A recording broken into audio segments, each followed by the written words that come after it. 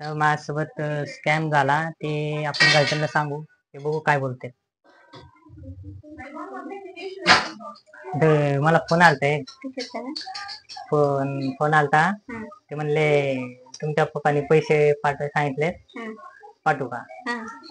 हा म्हणलं. मग ते म्हणले 10,000 पाठवले ते. आले आले हा रिक्वेस्ट म्हणून आले. त्यानंतर ते म्हणले अजून 2,000 पाठवतो. मग ते 2,000च्या ऐवजी 25,000 आले. 25,000 आले. त्यानंतर ते काय म्हणते, ते म्हणला आपण 12,000 पाठवायचे होते, चुकून 25,000 आले. बाकीचे उरलेले वापस पाठवा.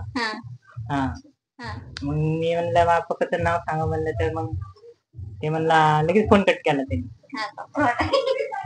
फ्रॉड म्हणून आलता. आपण आयला सांगू काय म्हणते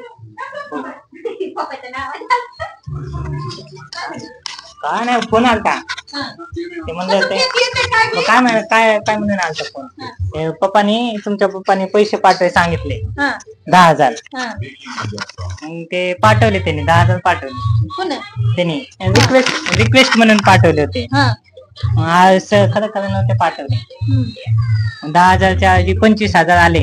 त्यानंतर म्हणला किती 12,000 पाठवायचे होते, चुकून 25,000 आले. तर बाकीचे उरलेले पैसे वापस पाठवा म्हणला. मग मी म्हणलं त्याला पप्पाचं नाव काय सांगा, तर त्याने लगेच फोन कट केला. ते पैसे पाठवलेले ते रिक्वेस्ट म्हणून आलते, खरं खरं नाही नव्हते आले. त्याचं फेक चॅनल येत पैसे पैसे येते. मग पुन्हा तू जर पाठवलं असतं का, तुझं बँक डिटेल अकाउंट सगळं गेलं असतं त्यांना. मग त्यांनी नंतर तुझे पैसे काढून घेतले असते. माहितीये आजकाल असे फ्रॉड कॉल येतात. तुम्हाला जर असं टाइमपास करायचं असेल तर कॉलवर बोलू शकता, नाहीतर फोन कट करू शकता.